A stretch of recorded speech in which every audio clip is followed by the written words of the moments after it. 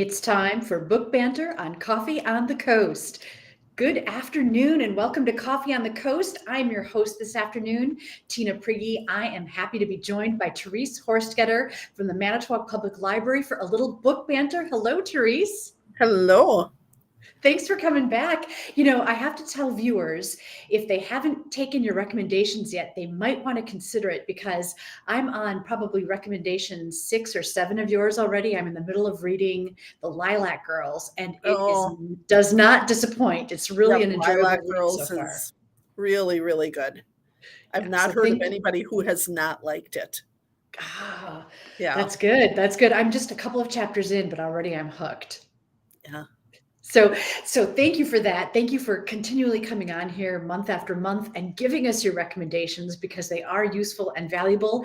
And today is no exception. Let's dive right in. Let's start. Therese, tell us about this book called My Dad's Funnier Than Your Dad by Kelly Conway. Okay. This is, I think it's my only preview this time around. Um, I've always loved Tim Conway. I just always thought he was hilarious. And people of certain ages, of course, would remember him better being on like the Carol Burnett show, that kind of thing. And then his own things. He did like Dorf with golf and just a lot of, he was hilarious. Was he And a frequent guest on Johnny Carson? he may have been on there. I don't remember seeing him, but he may have been on there that I'm just not recalling as much. But yeah, there are just moments that as soon as I mention this book to a couple people, they're like, "Oh yeah, that one with the dentist." And, I mean, different sketches that he was in. And anyway, so this is written by the oldest of his 6 daughters, or 6 children, I should say, that were all with his first wife. And it said she was, they used a certain description of his wife that she was a little short tempered and I think maybe a little annoyed because it said he would really take the kids and get them all involved with things like he would take them to the horse races and stuff like that, besides the things they did around home. So I can only imagine, if you had someone who's probably gone a lot with performing, if there was any traveling involved and, that kind of thing. But his daughter, I've only read the beginning of the book so far where she talks about him passing away. But I just glanced through and I saw a couple of, funnier spots. And so I thought there's a lot of people that I think loved him. And I thought this was a worthwhile book to mention. Nice. So this is essentially a biography about the life of Tim Conway through the eyes of his daughter. It is. I think it is that. And it's also her memoir of being one of his children. That is one of the, the main parts of it as to how she handled, his fame, that kind of thing. So it's a combo, I'm sure, of both. Okay. Well, Tim said regarding Tim Conway, his skits with Harvey Korman on the Carol Burnett show are still some of the funniest things I've ever seen. Oh yeah. Yep. There was the one he played.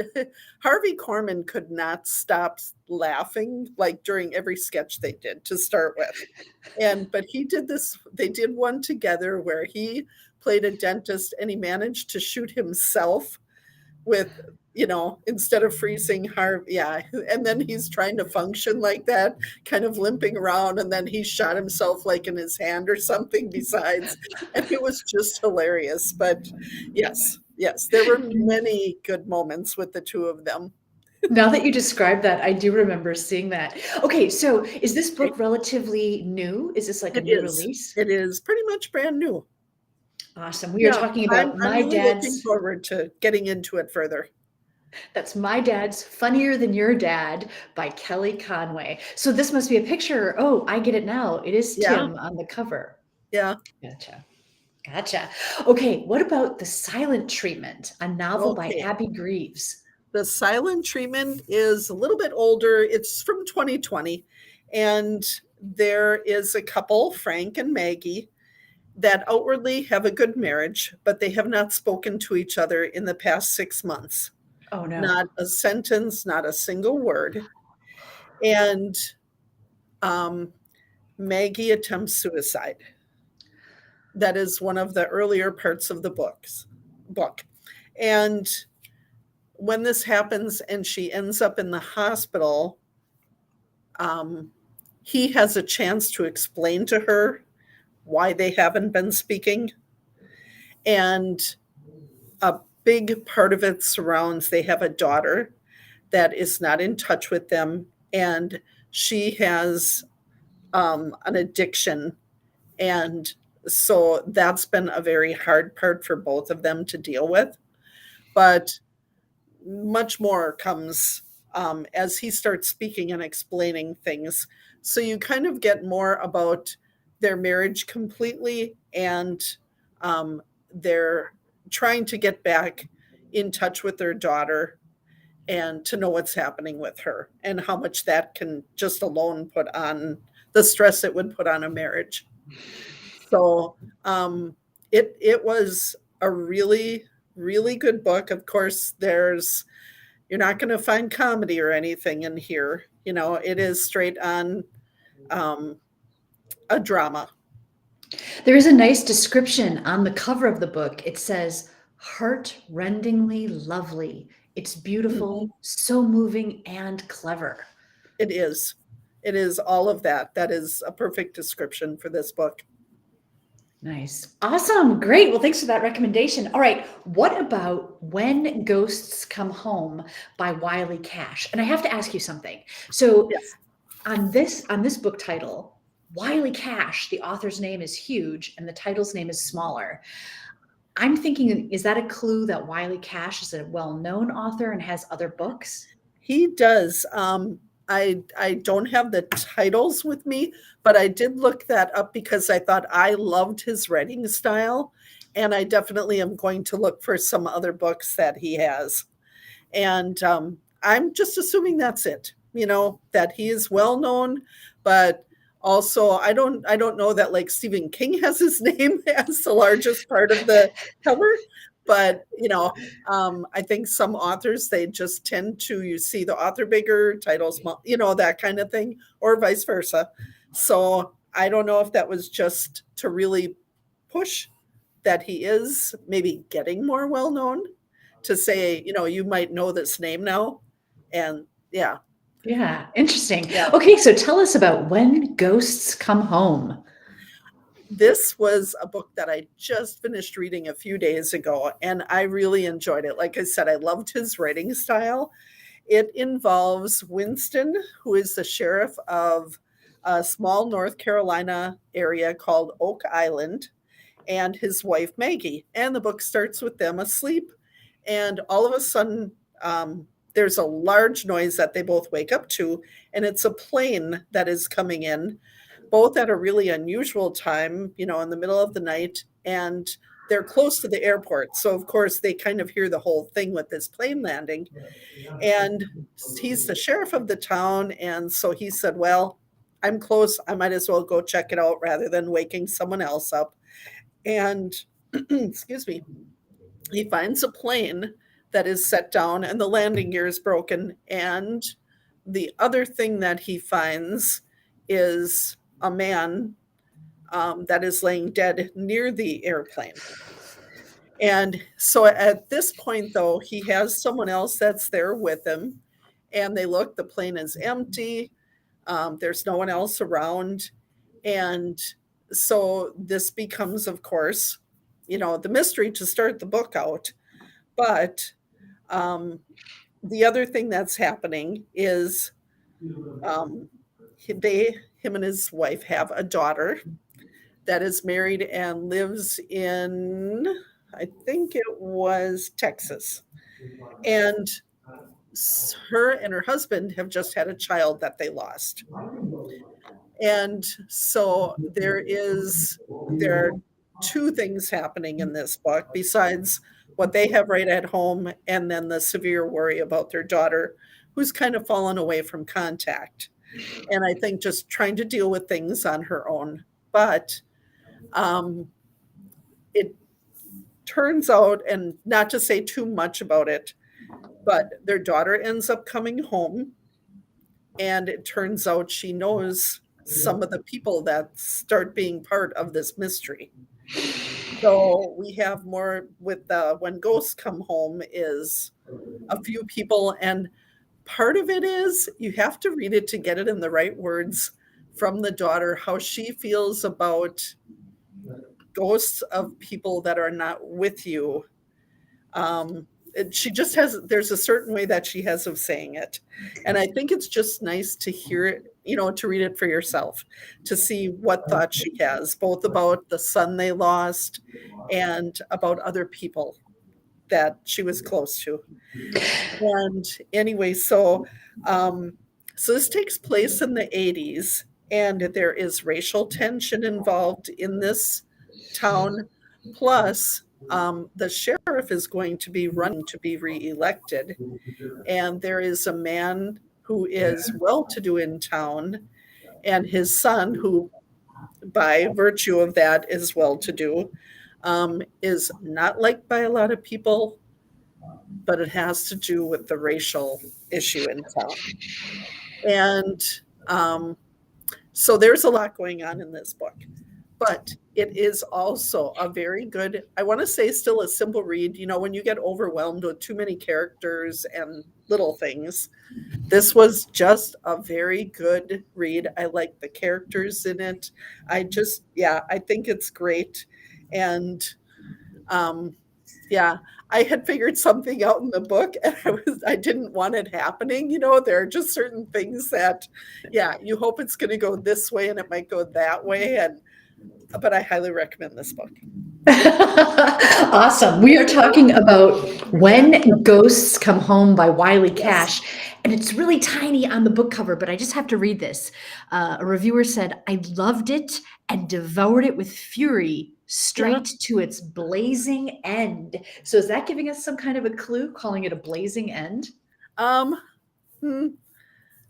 won't say anything about that, but I do have to say, when I read that blurb, and I'm just, the word choice of fury just kind of struck me as not like, I was really into the reading it with fury kind of. I'm just imagining an angry person reading. I know what she was trying to say, but it was kind of, Interesting. So we just talked about pretty much a biography about a comedian, and then When Ghosts Come Home is a mystery, and then the silent treatment is a drama. So very interesting selection. You want to move on to a couple more? Sure. Let's talk about Small Things Like These by Claire Keegan. Okay. This one, the cover kind of gives you a feeling that this takes place just around the Christmas season. And it takes place in Ireland. And it's kind of a quiet story. And Bill Furlong is the main character. And he is a man who supplies people with either coal or wood. And he learned well from his mother to help people out. And part of that was that his mom worked for a woman. So if you take 1985 roughly and go back, say 30, 40 years, she worked for this woman. And when she became pregnant, the woman said, you can still stay here with me. And she did not have a partner at all.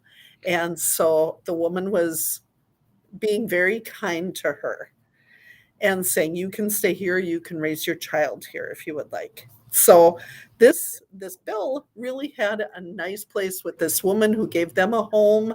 And there was one other person, another caretaker, who was still around as Bill was growing up, that he also kind of helped out. He was kind of the everything that the guys did outside, and Bill's mother was the one who helped with housekeeping duties.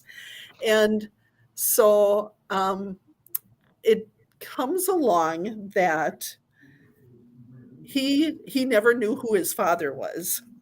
And it's always kind of been in the back of his mind, wondering. And he's a very kind person. Like I said, he learned well from his mother. And even though people could not afford their heating needs, he would often just drop things off and not worry about it, or accept something smaller in place of cash. So Is that um, where the title comes from? Is that the small things like these? I think there's a few things that refers to. So, but that is one of them.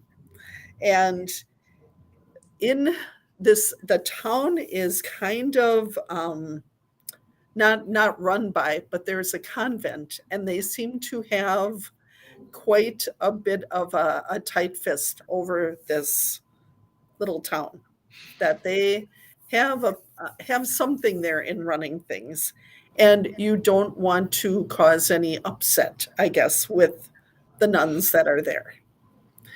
And they are known to take in single girls that are pregnant and to help them out. Now, it does refer to this, the Magdalene laundries. And this was something, these were things that were run by, it said there were 4 different groups of Roman Catholic nuns that were involved with this, with girls generally that had unplanned pregnancies and were on their own. Um, so that is a true basis for this part of the book.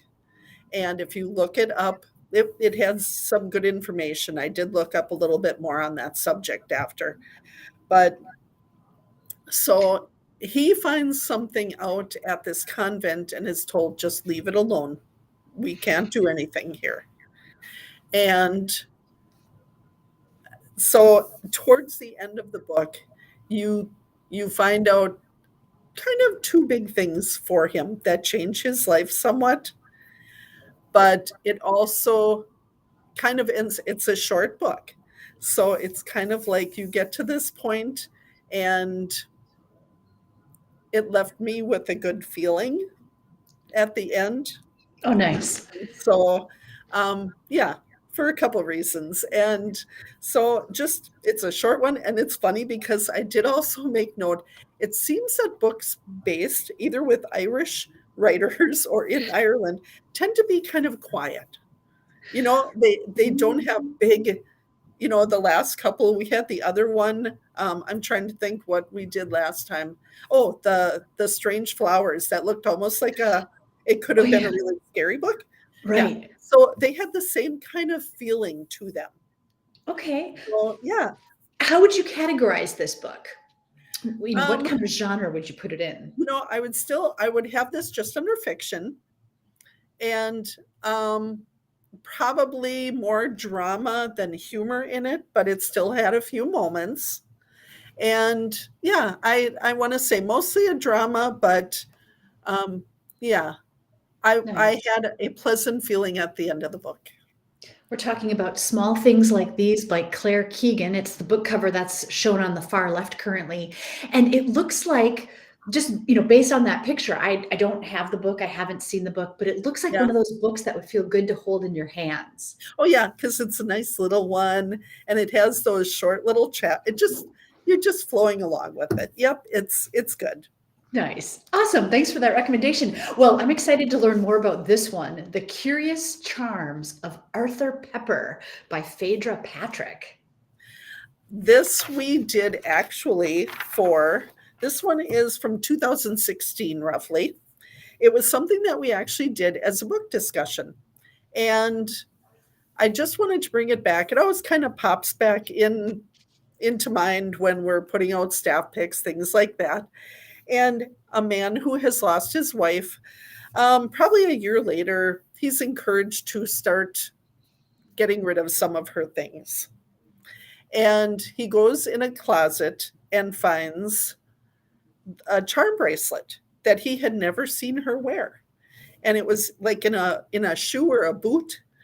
And so then he was curious about it and started looking at it and thinking, I never saw her wear it. What would she have had all these? Well, one of the charms on it is an elephant, and it has actually a number on it. So he calls to find out what he can. And just with that starting, he ends up traveling. He meets different people. He and his wife were married for, I think they were married for about 40 years, but, um, and he is very set in his ways. They were both, a happily married couple. She had a much greater life before him than he's aware of, with all the traveling, the people she knew. So this brings about him traveling and meeting a lot of different people, having, I'm sure, some exciting and some a little strained, with that, with not knowing who you're going to be finding and where you're going next. But so that's what the story is about, him trying to just figure out what his wife's life was.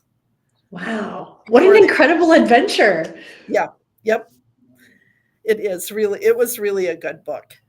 It's interesting that she sort of left him this gift, right, for him to grow and break out of his shell by exploring and traveling and learning. Yeah. And so it's also interesting to know that that's what Curious Charms is. Mm-hmm. And it's just kind of funny that, the whole feeling of they were in this wonderful marriage, just set in their ways. The beginning of the book talks about he has a set time, he gets up, he does this, he does that. And so this is a huge adventure for him.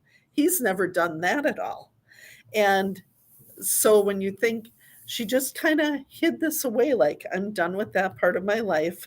It didn't stay out. It wasn't out on a dresser or anything like that. It was just like, I had that and now I have this, and but yeah, his adventure is pretty good. I think you'd enjoy it.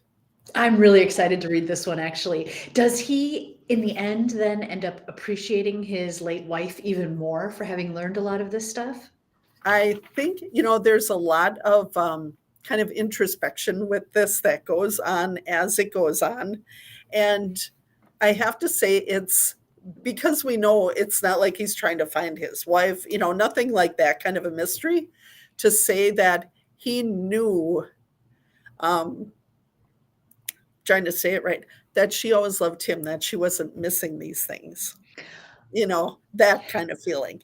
Yeah. So that's not going to lose any part of the book for anybody. It's just a nice thing that, he's curious and a little concerned at the beginning about why wouldn't she tell him? But I think he was her happiness then. Yeah. So, Yeah. She didn't yeah. need to seek and search anymore. She Right. had what a Right. great recommendation. I cannot wait to Oh, check it out. That's definitely. The Curious Charms of Arthur Pepper. All right, one last book. Thanks for hanging with us. We are going to talk about The Professionals by Owen. I'm not sure How do you say that? Laukkanen? That's the way I'm saying it. Okay. I don't know if that's the true pronunciation, but that's the way it is in my head and when I say it.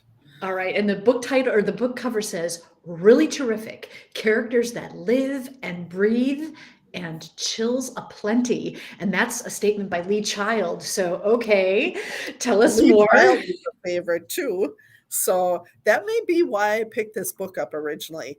This is actually from 2012, and it's the first book by this author. He has a good handful of others.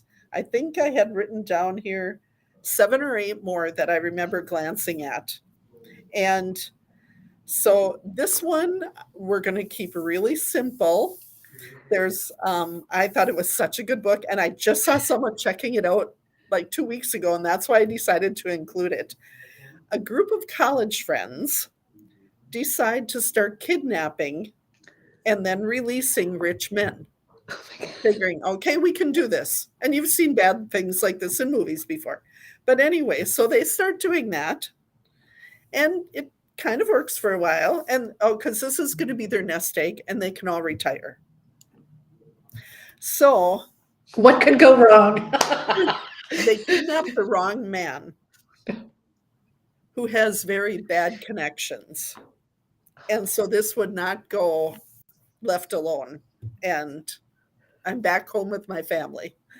So that's all that we want to say about this one. And that's it? Yeah, that's it. I think it's, yep. I really remember, even though it's been probably 5 years since I read this one, I do remember just loving it. And I went and got another of his books right away. And that one was called The Forgotten Girls. And that one has a serial killer in it.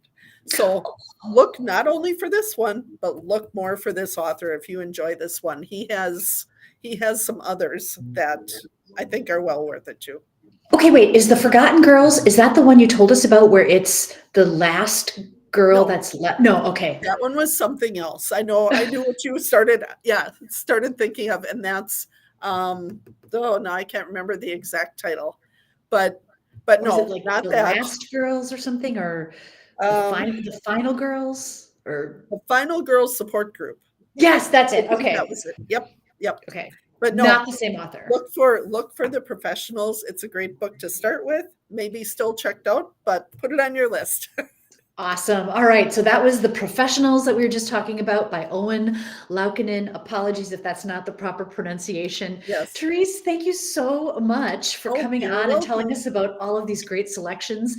I love how diverse they all are, a little something for everyone. And I think, most of these would appeal to many of our viewers. Oh, yeah, I hope so. I hope people find some good things to read within those. Yeah. And like you mentioned too, some of these authors have multiple books. So if you enjoy one of these recommendations, you can just keep going through their list. And the fact that The Professionals is reviewed by Lee Child might even make you want to explore some of those books. Yes, definitely. Awesome. Therese, thanks so much for joining us on this episode of Coffee on the Coast for a little bit of book banter. I've greatly enjoyed it. I hope you all have too. And we will look forward to seeing you next time on Coffee on the Coast. Take care, everyone.